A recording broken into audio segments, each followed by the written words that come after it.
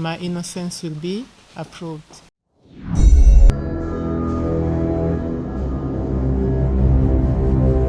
Nje nk'umumarayika kazi nje kurinda ukwezi n'abako byatangiye ku itariki ya 22 z'ukwezi kwa kane muri 61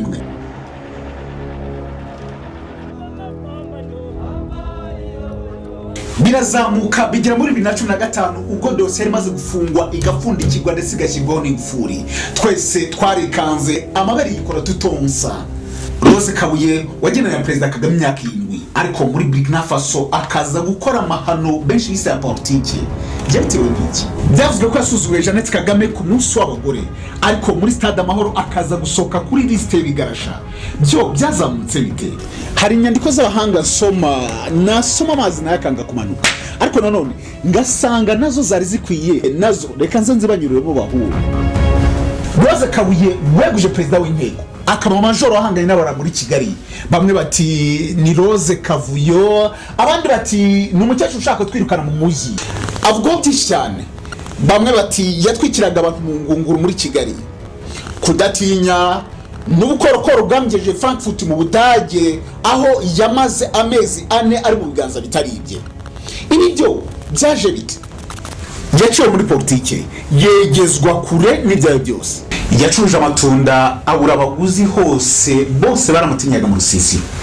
Yarageze ku rwego rwo kurusha Perezida Kagame fame muri men's. Reka duseke ibisekwa ariko tuzinga umunyamubirakaje.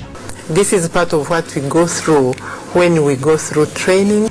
Uyu mudamu waje kugera mu bushorishori hataragerwa n'undi mugore wese mu Rwanda, akizebwa urukuru yicaga kiza, akagendana na His Excellency muri convoy imwe muri protocole mu gihe kingana n'imyaka 7 ndetse bikazana kugira ku rwego aja mu ifoto yiswe iya presidence irimo abaperezida babiri we akagaragaramo n'akabage. Byaje kugenda bite kugera ubwo boss we amusaba kugenza makeya ndetse bikanga akaza kubirukana burundu ndetse bikanga bikaza kujya muri 2015 aho byavuzwe ko yarimo gusa naho ashinga igisa n'ishyaka. Yagenze bitenga umudamu ugeze kugera mu bushorishori, hotel yize gufungwa n'umugabo afungwa amezi 6 ndetse ababizi ndetse bakanavuga ko ngatemere kurenga muri Kigali. Reka tumuhere ku ntango.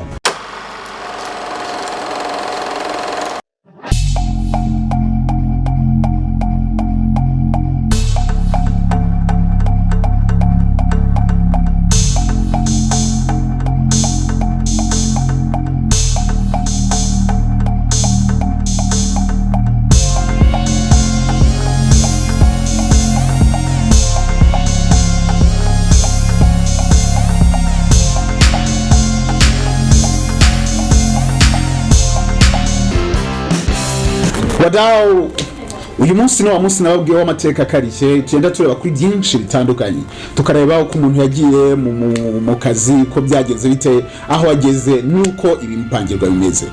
Amazina yanjye ni Chris Kame, reka mbahe ikaze mu kiganiro cy'uyu munsi. Twahisemo profil ikomeye cyane no mu biturika, yitwa Rose Kabuye, yari major aza kugera kuri Lieutenant Colonel. I think bivugwa ko yari umudamu uri ku rwego rwo hejuru mu bijyanye n'amapeti cyangwa se mu bijyanye n'igisirikare cy'u Rwanda. Mbaye kaze mu nzu nini cyane y'uyu mudamu guhera muri 1961 ku itariki 22 z'ukwezi kwa kane muri 61. Twinjiraye amateka hera muri 64, amateka yera muri 1961 mu kwezi kwa kane ku itariki 22. Umuryango wari usanzwe ari umuryango mwiza, haje kuvuka umwana w'umukobwa bamwita Rose Kabuye. Uyu mudamu yakuze nk'uko abandi bana bose bakura, ariko akura akunda igihugu, akunda abantu. Byaje kugera mu gihe cy'urugamba rwo kubohora igihugu, nawe yaje kuvuga ati ntago mwansiga, ngomba kuba umwe mu bagomba kujyana basaza banjye. Yaje gufata inzira teketeke nawe aza mu bandi, ariko aho ngaho akiri muri Uganda yari munzi nkuko ibyo amateka twese turayazi uko abanyarwanda bari baratutije muri 1992 yari mu bantu bajyanye n'abandi ikintu abantu benshi bashobora kuba batabyumva cyangwa se batabyibuka ariko hari icyo twavuze ngo n'amasezerano yarusha. Amasezerano yarusha nuko bamwe boherezaga abantu bamwe n'abandi bakagenda kuganira. So muri team ya RPF Inkotanyi yagendaga Madame Rose Kabuye nawe yararimo, yari mu bantu bagendaga bajyana gutyo. So kuko yari yarize ibintu bijyanye na science politique, yari umuhanga muri ibyo bintu. Noneho bamaze gufata igihugu, bamaze no guhagarika jenoside no kubohora igihugu, Rose Kabuye bamushinze umujyi wa Kigali. Man, yari umujyi wari w'amatongo, abantu bari basize bawusenye, abo bita ngo barenzaho bari barasize bawusenye barawumuha. Yari umujyi harimo abantu benshi, harimo abagande, harimo abarundi, harimo iki, nta bantu imodoka ntazihari n'iki. Yari umuntu agomba gushyira ibintu mu buryo. So yagomba gukora nanone nk'umuntu w'amakare, nk'umusirikare w'umeja, yagomba gukora nyine agashyiramo igitsure cy'umusirikare kugira ngo abantu babyumve. Yarabikoze, ariko abantu batangira kumwita ngo ni Rose Kavuyo. Ariko kubera iki mpamvu bamwitaga Rose Kavuyo, nukora ko yari yarafashe ubucuruzi ibintu by'imyaka n'iki abivana mu mujyi ahanga twita kwa Rwangura, abimanura rogati mu Nyabugogo. Kubera iki yaravuga ati niba umuntu avuye kurangura akavana ibintu mu gihugu runaka n'ubundi arahitira Nyabugogo. Kubera iki abitereza akabizamura akabizana hano haruguru mu mujyi, yakaba yabigumiza Nyabugogo akagira gute. Nuko ngo byagenza abantu batangira kumwita Rose Kavuye ibintu nk'ibyo. Ariko ikintu kitwa amayobo bro zaramuhabuka, baravuga ati umusaza yaduhaye umujyi, none uyu umukecuru ari kuwutwaka. Kubera ko imayibo nyine yari yaranganye nazo, avuga ati urumva hari harimo abantu ibirara, abantu bagifite imbunda, abagize gute, abantu mbese ikintu cy'umwe n'ubwenge kitaraza, abantu bari gushakishwa inkomere ibiki. Yari afite akazi katoroshye, ariko yadirinze nabyo mu gihe kingana n'imyaka 4. Adiringa nabyo kabisa mu gihe kingana n'imyaka 4. Yaje kujya mu nteko ishinga amategeko, icyo gihe ari umutwe umwe w'abadepite. Amaze kujya mu mutwe w'abadepite, twibuke mu gihe cy'ikirano cyangwa se mu gihe cyo muri ari amasezerano, baravuga bati buri bantu bagomba kugira imyanya mu nteko. Ariko noneho MRND yari Habyarimana noye ari imyanya yari yaragenewe. Muri iyo myanya yari yarigenewe, byabaye ngombwa kumva bo bari barahunze, byabaye ngombwa ko ifatwa n'abasirikare. Abasirikare rero nibwo Rose Kabuye yagiyemo. Ariko noneho muri icyo gihe ari mu nteko, hari gahunda yuko bagomba gusinya itegeko rigomba kuba rivuga ko inteko igomba kugenzura cyangwa se igomba gukontrola guverinoma y'abaminisitiri. Iryo tegeko barishyiriye Perezida Bizimungu, yanga kurisinya. Yanze kurisinya, wari perezida w'inteko nawe yanga kuritora nibwo byaje kuba ngombwa ko baza kumukuraho, mweguza avamo, hajyamo se barenzi by'amateka abantu benshi barayeza.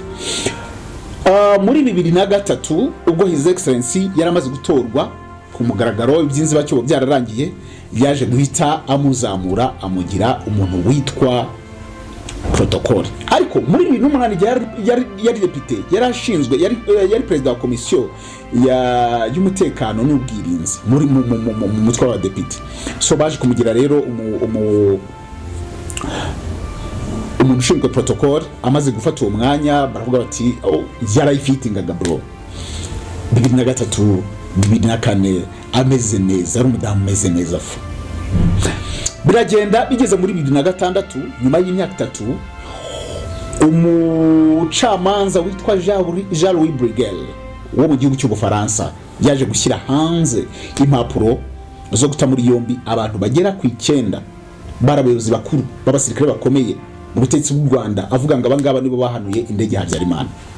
Ariko yashyizeho impapuro zo kumuta muri yombi zari zifite imbaraga byatari ko bagomba gufatwa ahantu hariho hose. Ariko ntabwo bari bazi ngo dossier harimo iki. Bibaye ngaho muri 2008 mu kwezi kwa 11 mu kwa 4 bagiye mu Budage. Ariko mwe na urumva yagendaga nyine protocole ya president hari igenda mbere, cyangwa se of course ugomba kugenda mbere, rimwe na rimwe ukanajyana ndetse ukanava mbere cyangwa se ukanava nyuma gutyo. Muri uwo mwaka 2008 mu kwezi kwa 4 bashatse kumuta muri yombi. Ariko noneho aza gukingirwa nuko ari muri team ya president. Reka mabwire, iyo umuntu president aba afite icyo twita immunity ntabwo ashobora gutabwa muri yombi kireka atakiri ku butegetsi. Ntabwo ashobora, nta president ufungwa uko zaba zimeze, impapuro zose uko zaba zimeze kose, nta president ufungwa. So sometimes rero n'abantu bari muri team ye ntabwo bafungwa, ariko icyo gihe bamugeze amajanja bashaka kumufunga. Bigera noneho mu kwezi aravuga ati mu kwezi ngira ngo kwa 11 I think bwaje kuvuga ati ariko iriya dossier iri mwiki. Babyibaza, ntabwo bari bazi biri kuvuga muri iyo dossier, bumvaga ko impapuro ziri aho ngaho ariko baranazikerenceje. Rose aravuga ati ariko wagiye nkareba ko bafata.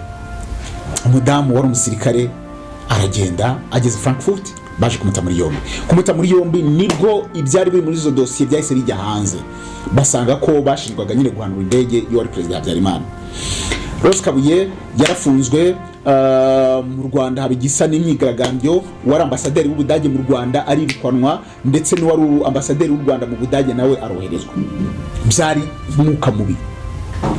Kuri ambasade y'Ubudage mu Rwanda hari handitseho ngo mwishe cyangwa se mwakoze jenoside y'Abayahudi. None mwate muri yombi umudamu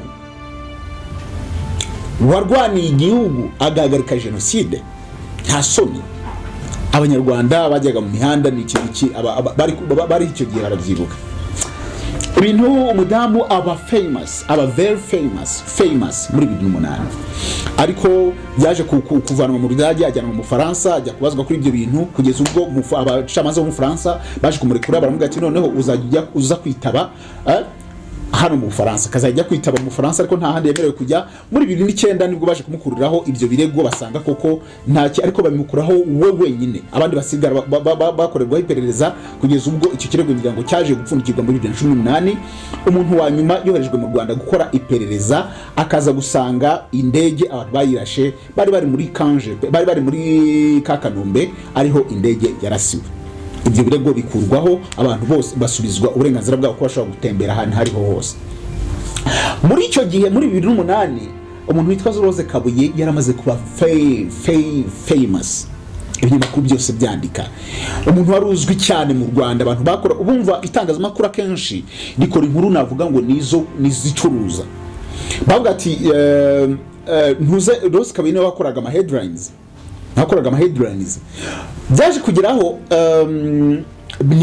bivugwa ko His Excellency yaje kujya muri Burkina Faso, bagiye gusura umuntu witwa Blaise Compaoré, President, ajyana na Rose Kabuye. Noneho kora protocole, ariko no mu cyagiye President ari kwifotozanya n'undi President.